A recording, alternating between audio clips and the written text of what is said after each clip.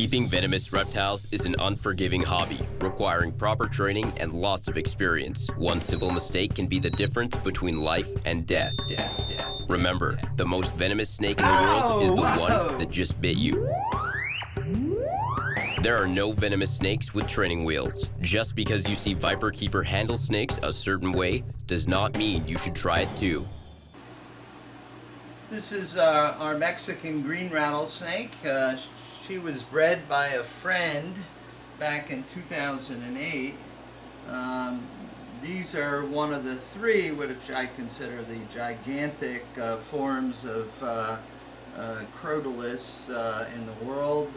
The eastern diamondback, the western diamondback, and the Mexican green rattlesnake, Crotalus basiliscus.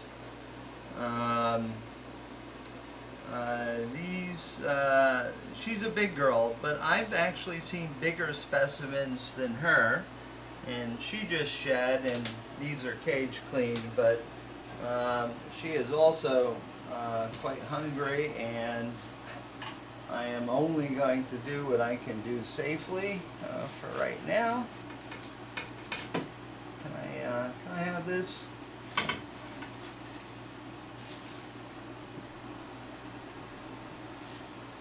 She has your typical crotalid venom, which will cause lots of hemorrhagic, lots of local tissue loss, and she can deliver a lot of venom because she's quite a large snake. Yes, she's heading that way, so we're closing that side. Now I'm going to open this side and hopefully grab that without her grabbing me, and that is all I am going to go for right now, with the exception of maybe trying to remove her water dish, since we'll replace and clean that later. Yes, I'm sorry. I don't mean to bother you. No. Yeah, don't target me, thank you. Don't target me. Hi there, big girl. Lori and I always comment that she's got such an adorable, cute puppy dog face, but she's a force to be reckoned with. That's a lot of muscle under that skin, and you know, every time I see Jim Harrison work and you know, extract from various venomous species, it's like, yeah, you know, it's real troubling to me when I have to restrain a snake to do a vet procedure, to check something, and believe me, I don't do it very often. I don't like disturbing the snakes. The snakes don't like being disturbed. But you really have to have some muscles to control a snake like that, and certainly, you know, the same thing when I see him extract from eastern diamondbacks, western diamondbacks, any of the bothrops, you know, any of the large bitis that he extracts from. This is all very dangerous work that requires quite a bit of muscle strength and experience. Yes, I have experience, but Jim has many more years experience working with venomous snakes, and his mentor was one of the best venom docs of his time, and an expert in snake husbandry, Dr. Sherman Minton. One of my early childhood people that I followed. I read his books, I read his publications, never actually had the opportunity to meet him.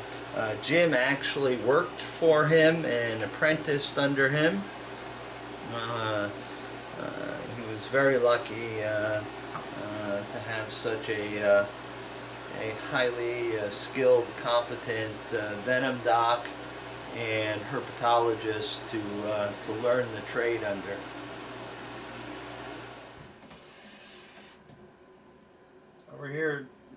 me. Hello. Oh, there it is. And of course she gets the wrong end. Yeah, and she usually strikes and releases. I think I'm going to go to every 2 weeks for her, but she won't like that, of course. This is a Mexican green rattlesnake. One of the largest rattlesnake species. It's right up there, is size and bulk, like the eastern diamondback.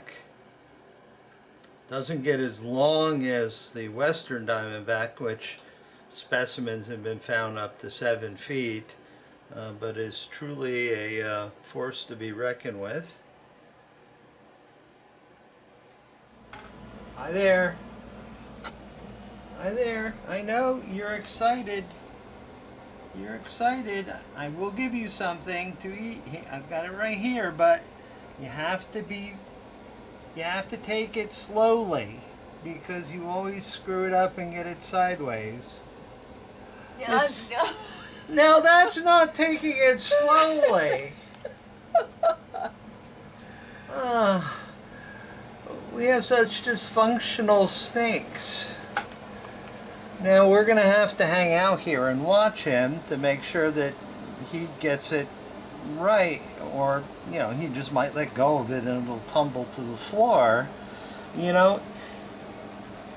was born in 2016, and he was sort of the runt of the litter, and I've spent all this time keeping him going. For the first year I had to force feed him to keep him alive. And if I give him something too big, he regurgitates it. He's got a hot spot back there. He's got the hot spot right where he's sitting because the light in the cage below is on, but he has some sort of digestive issues, so he occasionally regurgitates. So Lori and I are quite fond of him, and let's see if I can get this repositioned. Oh, this is not so good, dude. Here, come on, let go. Oh, now the guts have gooshed out. You just get so excited. Here, come on. Oh, now you don't want it? Now we're going to play this game where you're going to sit there for 15 minutes and decide if this is the right way or not the right way.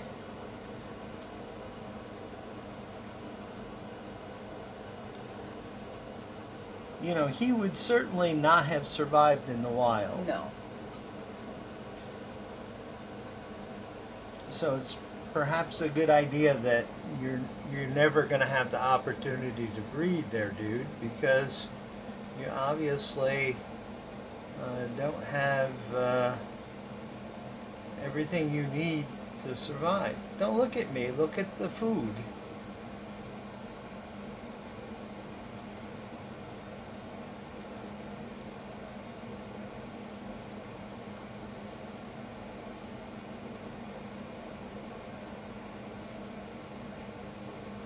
See what I mean about this is going to take 15 minutes for him to decide which end of the mouse he should grab?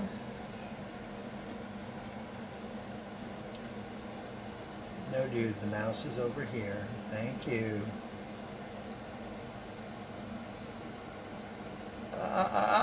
Progress? Oh my goodness! Good job.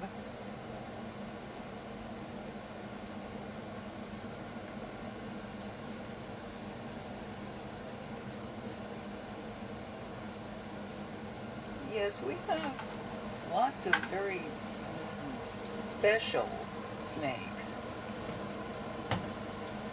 And while you do that, I will do this.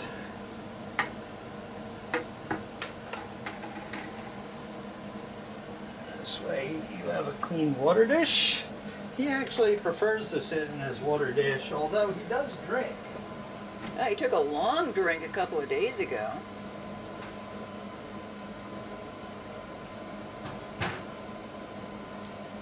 thereby proving again that desert snakes will drink a lot of water when they have the chance.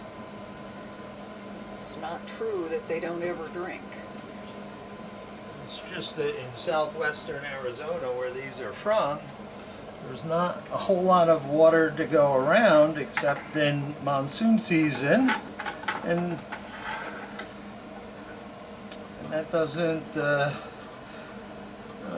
then they get usually quite a bit of rain, but that rain quickly soaks into the ground, and so they don't have opportunity to drink it very often.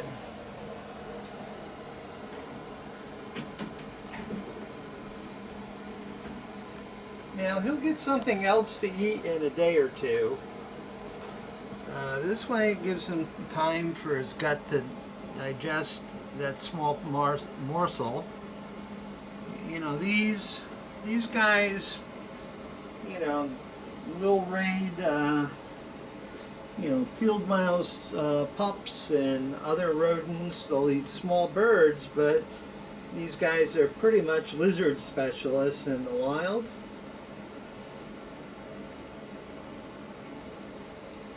So let's just make sure. You can see that that bottom of his cage is brown right there. That's because of the fluorescent light that's below. It's 87 degrees Fahrenheit. Back there on his log is 82. I won't disturb his hut there, but there's a heat rock under there, and a lot of times he disappears in there to digest his food. I know he wants more, but it's just not a good idea to give him something else. So in a couple of days he'll get fed again, and this is the way we keep him healthy. So enjoy your morsel.